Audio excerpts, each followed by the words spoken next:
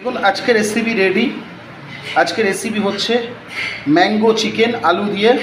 একবার অনুরোধ রইল বাড়িতে ট্রাই করবেন। চলুন এই পর্যন্ত শেষ। এবার আপনারা সবাই ভালো থাকবেন, সুস্থ থাকবেন। অবশ্যই একবার বাড়িতে ট্রাই করবেন, অনুরোধ রইল।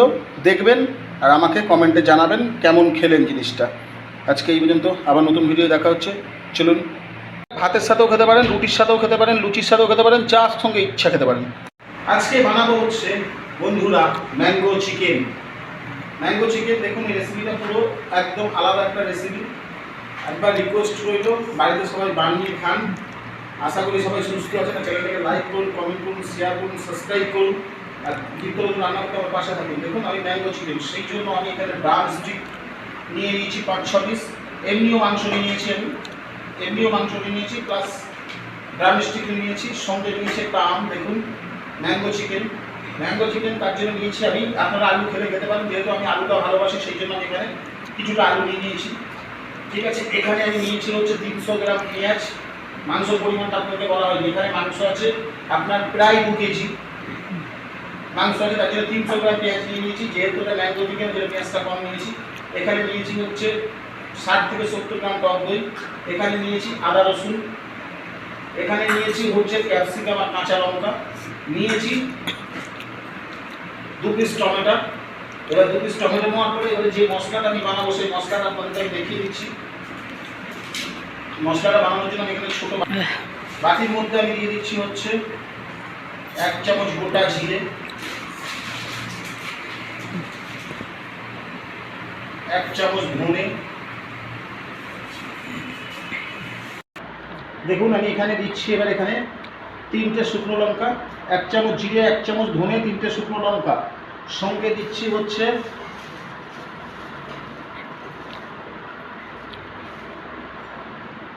8 থেকে 10টা গোলমরিচ কিন্তু বেশি না, 8 থেকে 10টা। আপনারা পারলে 10-12টাও দিতে পারেন, কোনো ব্যাপার না এটা, কিন্তু এখানে কোনো মশলা চলবে না। এই যে মশলা আমি এটা দিয়েছি, দেখুন এতটা পরিমাণে নুন। এবার এই মশলাটাকে আমি ভাজবো। চলুন। এবারে যে মশলাগুলো আমি নিয়েছি আপনাদেরকে সব একে একে দেখিয়েছি। মশলা দেখানোর পরে আরেকটা জিনিস যেটা দেখানো হয়নি, সেটা হচ্ছে ফ্লেভারটাকে বাড়ানোর জন্য আমি যে ধনে পাতাটা এখানে নিয়েছি। আমি এই ধনে পাতাটা এখানে দেখুন কোথা থেকে নেব, কেটে।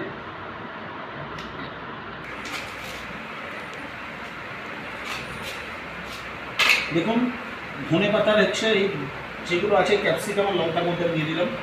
এই ডালগুলো কিন্তু আমি ধনে পাতার ডালগুলো নিয়েছি এখানে। দেখুন আমটাকে আমি টুকরো টুকরো করে কেটে নিয়েছি, অনেক টুকরোতে আমি আমগুলোকে কেটে নিয়েছি। ভালো করে দেখবেন, কিন্তু মন দিয়ে দেখবেন, শেখার ব্যাপার আছে অনেক কিছু। একটু ভুল হলে কিন্তু টেস্ট হবে না, জিনিসটা টেস্ট হবে না। সব পাইগুলো আমের যে সবুজ অংশটা, এখানে আমি এই সবুজ অংশটাকে ঘষে ঘষে নিয়ে যাই।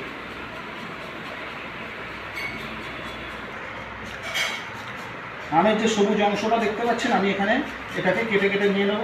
পরবর্তী আমটাকে আমি এটাকে জুস বানাবো।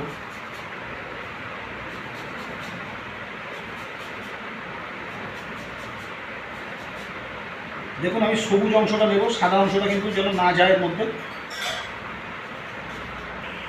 দেখুন আমি সবুজ অংশটা আমি কীভাবে করে নিয়েছি, দেখুন শুধু সবুজটা নিয়েছি। এবারে এই আমগুলোকে ছোটো করে কেটে আমি মিক্সি দিয়ে করে একটা রস বার করে নেব। দেখুন মানুষের পায়ে যেমন লিগামেন্ট থাকে, এদের একটা করে লিগামেন্ট থাকে এখানে। দেখুন আমি এখানে চাকু দিয়ে এখানটাকে ভালো করে ছাড়িয়ে নিতে হবে।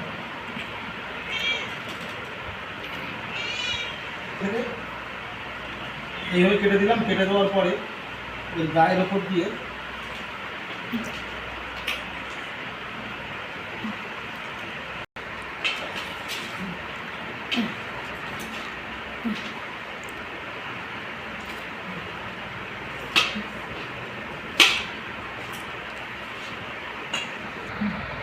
দেখুন আমি এখানটাতে কীভাবে কাটছি। দেখুন এই যে এইখানটার এই শিরাটাকে কেটে দিয়ে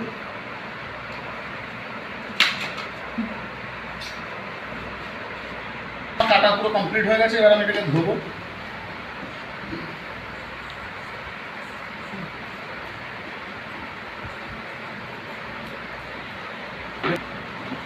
এখানে আমি বসিয়ে দিয়েছি। এবার এখানে দেখুন মশলাটা আমি ভেজে নিচ্ছি। দেখুন চাটু আমার গরম হয়ে গেছে। এবার মশলাটা দিয়ে দিচ্ছি এর মধ্যে আমি। এবার এখান থেকে একটা সুন্দর সেন্ট উঠলেই আমি নামিয়ে নেব। দেখুন আমার মশলাটা হয়ে গেছে, আমি এখান থেকে এবার এই মশলাটাকে নামিয়ে নিচ্ছি। ঠান্ডা হলে আমি পেস্ট তৈরি করে নেবো একটা। দেখুন আমি এই আমটাকে আমি গ্রেভি করে নিচ্ছি। এবার দেখুন এখানে আমি এই ছাঁকনির মধ্যে দিলাম, দিয়ে আমি আমটাকে ভালো করে ঘুটে ঘুটে রসটা আমি এখানে নিয়ে নিচ্ছি। দেখুন একটুখানি হলদি এখানে অ্যাড করলাম, সামান্য হলদি, দিলাম সামান্য তেল, দিলাম একটু সামান্য নুন। চলুন আমি একটু ভালো করে মিক্সড করে নিলাম।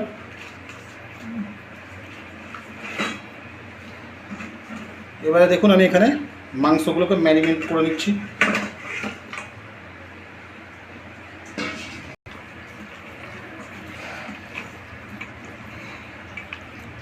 দেখুন এই 15 মিনিটের জন্য এবার মাংসটাকে এভাবে ছেড়ে দিলাম। এবার চলুন আলুটাকে ভেজে দিই। দেখুন কড়া আমি বসিয়ে দিয়েছি, এখানে আমি এবারে তেল দিয়ে দিচ্ছি, সরষের তেল। দেখুন তেল আমার গরম হয়ে গেছে, এবার আলুগুলোর মধ্যে ছেড়ে দিচ্ছি।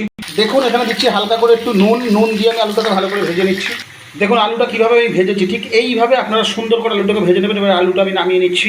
দেখুন ফোড়নে দিলাম হচ্ছে 2টো তেজপাতা। দেখুন গ্যাসটা স্লোতে আছে। এবার আমার যে মশলাটা আমি করেছিলাম না, সেই মশলাটা আমি এখান থেকে আস্তে আস্তে দিয়ে দিলাম পুরো মশলাটাকে। মশলাটাতে আছে হচ্ছে আদা, রসুন, ক্যাপসিকাম। দেখুন এবার এই মশলার মধ্যে আমি দিয়ে দিচ্ছি সেই আমার কোচানো পেঁয়াজগুলো।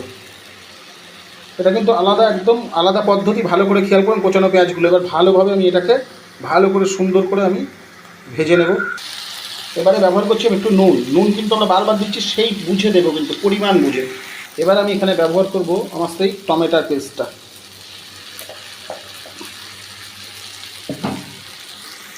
দেখুন এবার আমি এখানে যেটা দিচ্ছি সেটা হচ্ছে সেই মশলা ধোয়া জলটা। এখানে মশলা ধোয়া জলটা আমি দিয়ে দিলাম, দিয়ে আমি এটাকে এবার ভালো করে চাপা দিয়ে 2 মিনিট রেখে দেবো। ঠিক মিডিয়াম আছে 2 মিনিট চাপা দিয়ে রেখে দেবো, ঠিক মিডিয়াম আঁচ। দেখুন 2 মিনিট হয়ে গেছে, আমি এবার এখান থেকে আমার এই ঢাকনাটাকে তুলে নিচ্ছি। দেখুন আমার এখানে মশলাটা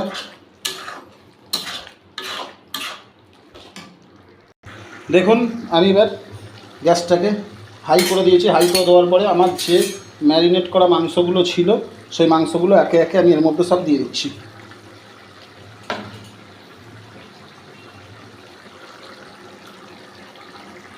দেখুন কড়াটা আমার ছোট হয়ে গেছিলো, ওই জন্য আমি এখানে হাঁড়ির মধ্যে বসিয়ে দিয়েছি।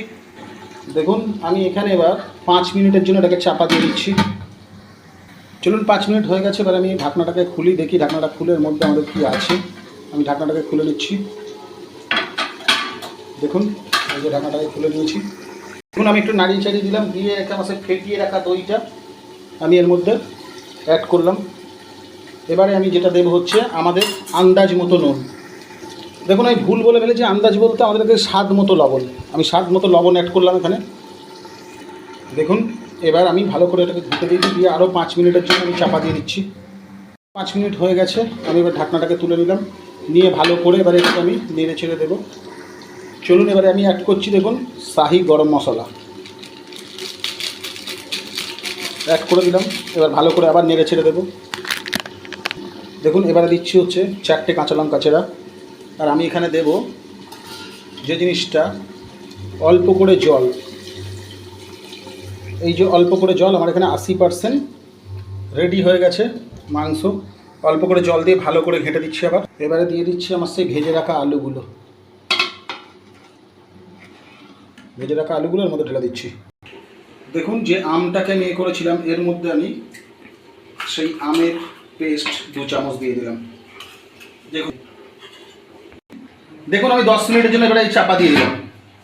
দেখুন আমি এবার পুরো ঢাকনাটা তুলছি। তবে শুনুন, আপনাদেরকে আমি একটা জিনিস বলেছিলাম যে 10 মিনিট চাপা দিয়ে রাখবেন, কিন্তু 10 মিনিট চাপা দেওয়ার সময় একটা জিনিস অবশ্যই খেয়াল রাখবেন, যে দেখবেন যেন ধরে না নেয়। মাঝে মাঝে কিন্তু নাড়িয়ে দেবেন আপনারা। আমি যেরকম খুলে নিলাম, মাঝে মাঝে একটু নেড়ে চেড়ে দেবেন খুন্তিটা নিয়ে। আমি যেরকম খুলে দিয়ে করলাম। চলুন এবার নিয়েছি। এবার সেই আমার বানানো যে মশলাটা ছিল, এবার আমি সেটাকে ব্যবহার করব। চলুন সেই বানানো মশলাটা আমি আন্দাজ মতো ব্যবহার করবো এর মধ্যে।